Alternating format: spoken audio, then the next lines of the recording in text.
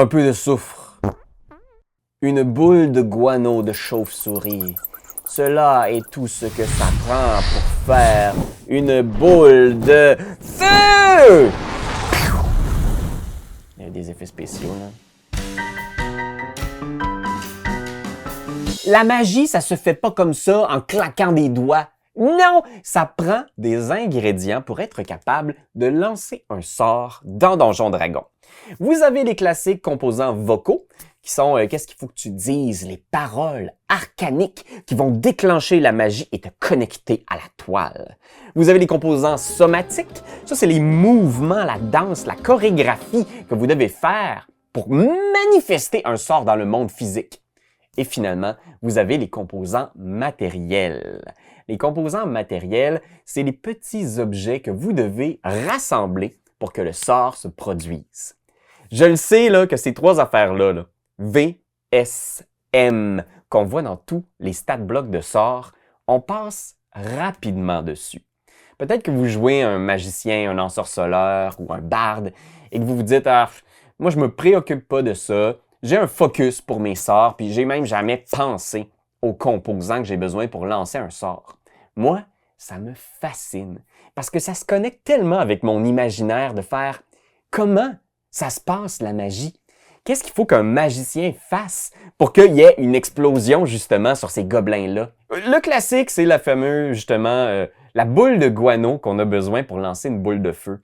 T'sais, il suffit d'imaginer là, tous ces petits items-là, puis vous allez voir, si vous regardez le matériel spécifique que vous avez besoin pour chaque sort est souvent détaillé et c'est tellement inspirant. Moi, j'ai jamais lancé une boule de feu de la même façon après que j'ai compris qu'il me fallait une petite boule de guano et que c'est ça qui devenait la boule de feu. Même chose pour le sort éclair. Vous avez besoin d'une tige de métal. J'ai toujours aimé imaginer mon mage avoir quelque part une tige de métal qui doit frotter pour accumuler de la statique puis pouvoir invoquer cet éclair-là qui sort de nulle part. Il y a vraiment beaucoup de petits ingrédients hyper chouettes puis très thématiques. Mais je pense que notre réflexion par rapport aux composants de sort n'a pas besoin de s'arrêter là. Déjà, si vous lisez les composants nécessaires, vous vous demandez c'est quoi les paroles que vous avez besoin de chuchoter pour charmer quelqu'un, par exemple, je pense que ça peut déjà vous inspirer des sorts vraiment cool. Mais au-delà de ça, je pense que comme MJ, on peut intégrer quelques règles maison pour élargir encore la place des ingrédients de sorts dans nos campagnes de jeux de rôle. Déjà, il faut le savoir, plus un sort est puissant, plus il faut avoir des ingrédients rares, dispendieux, précieux. C'est un classique, si on veut ressusciter quelqu'un, ça nous prend un diamant d'une certaine valeur en pièces d'or. Puis il y a même des sorts formidables, des sorts inimaginables qui demandent des ingrédients vraiment fous. Par exemple, Karsus, l'archimage, quand il a créé son sort niveau 12 pour voler toute la magie à la déesse de la magie, il a dû rassembler des ingrédients comme la vésicule biliaire du Tarasque, le gosier d'un dragon d'argent. Fait que juste ça, imaginez un magicien ou un groupe de lanceurs de sorts qui ont besoin d'ingrédients hyper rares, de monstres hyper puissants. Ça peut déjà vous inspirer une campagne de chasseurs de monstres, de gens qui vont récolter ces ingrédients-là pour la magie ultra puissante. Il y a quelque chose de sensible dans la magie. Le monde est sensible à la curiosité de votre mage, à son écoute. Moi, j'ai toujours trouvé fascinant la possibilité qu'il y ait certains endroits dans le monde où la magie était juste plus puissante et que les mages vraiment astucieux étaient pour trouver ces endroits-là pour pouvoir lancer les plus grands sorts de certaines écoles de magie. Imaginez par exemple un lieu où les sorts de nécromancie sont tous augmentés. Soit parce que quelqu'un a désacralisé l'endroit, soit parce que c'est un champ de bataille où il y a eu plusieurs morts. Alors imaginez justement cette plaine remplie de cadavres qui peut être un lieu où tous les sorts de nécromancie sont lancés comme un niveau supérieur, par exemple, ou invoque un des 4 squelettes supplémentaires, avec plus de points de vie, par exemple.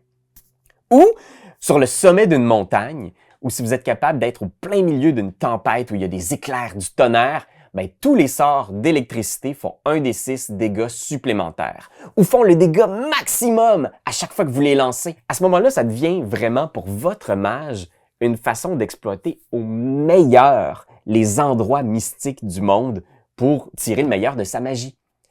Fait que moi, j'ai utilisé beaucoup des personnages non-joueurs qui sont des mages célèbres, parce que je trouve ça poche qu'un archimage, ça se résume à un stat bloc avec plus de points de vie puis des sorts niveau 9. Moi, j'aime que les archimages et les mentors magiques de mon monde soient aussi des gens qui ont percé des secrets, qui ont hacké la magie, qui connaissent les glitches, ils connaissent les passwords pour avoir plus de cash comme dans Age of Empires. Show me the money! Tu comprends ce que je veux dire? Moi, j'aime l'idée qu'un mage, c'est quelqu'un qui hack la réalité. Fait que le plus grand des mages connaît ces trucs-là. D'autres trucs aussi, si vous voulez des ingrédients de sort spécifiques, il y a peut-être certains ingrédients qui vont augmenter la puissance de vos sorts. Soit parce que c'est un ingrédient qui contient plus d'énergie. Imaginez une pierre, par exemple, qui vient du plan du feu, que vous pouvez utiliser comme une munition pour nourrir vos sorts de feu pour qu'ils fassent plus de dégâts. Ou que leur jet de sauvegarde soit plus difficile. Ça donne peut-être des avantages à vos adversaires pour éviter un dégât de vos boules de feu, par exemple. Ce que je trouve cool aussi, c'est la possibilité de raconter des histoires touchantes avec la magie et les ingrédients. J'aime la règle maison, par exemple, de Matthew Mercer, que pour ressusciter quelqu'un, vous avez besoin d'un item hyper important pour cette personne-là. Ou, si vous lancez le sort communication avec les morts, puis que vous avez un item précieux pour ce défunt-là, peut-être que plutôt que de juste lui poser quelques questions, le sort se transforme dans une espèce de monde parallèle où le mort se réincarne et vous pouvez avoir une conversation complète avec lui ou elle. Fait que vous pouvez parler avec l'âme du défunt dans son plan où il est rendu maintenant après la mort, ou juste dans un endroit qui était précieux pour lui. Soudainement, ça devient une scène hyper touchante parce que vous aviez un ingrédient de sort spécial. J'aime aussi le fait qu'il y a peut-être des petits hacks qui sont moins épiques, mais très pratiques, puis qui poussent vos joueurs au roleplay. Par exemple, si vous connaissez la passion d'un des personnages non-joueurs et que vous lancez le charme personne, ben si vous connaissez, mettons, c'est quoi ça? Il trippe sur le ski. Fait que vous avez été capable d'obtenir cette information-là, puis vous parlez de ski avec lui, ben il va avoir des avantages à son jet de sauvegarde pour résister à votre suggestion ou à votre charme personne. Tu sais, c'est vraiment d'être capable, grâce à votre mage, d'obtenir des informations, de faire du roleplay et de créer une cool scène. C'est juste ça qu'on veut avec la magie. On veut une scène cool, mémorable. Puis tu sais, dans beaucoup de livres, surtout La Compagnie Noire que j'aime beaucoup, là, qui était une série fantastique, médiévale, magique, horreur sombre, le fait de connaître le vrai nom de quelqu'un vous donne un avantage sur cette personne-là.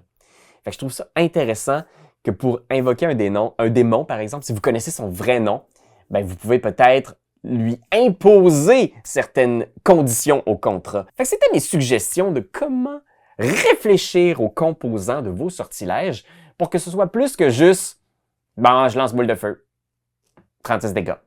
C'est le fun d'imaginer comment votre mage peut avoir cette connexion-là avec la magie.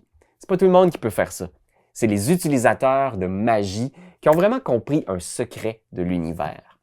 Fait que moi, je suis curieux, comment vous utilisez ces éléments-là dans votre campagne, chez vous? Est-ce que vous y portez attention ou vous vous en colissez? Ça serait correct aussi, là. C'est juste des idées, t'es pas obligé de les prendre. Aveda Kedavra. Oh non, oh shit! T'imagines-tu le nombre de personnes que j'ai tuées?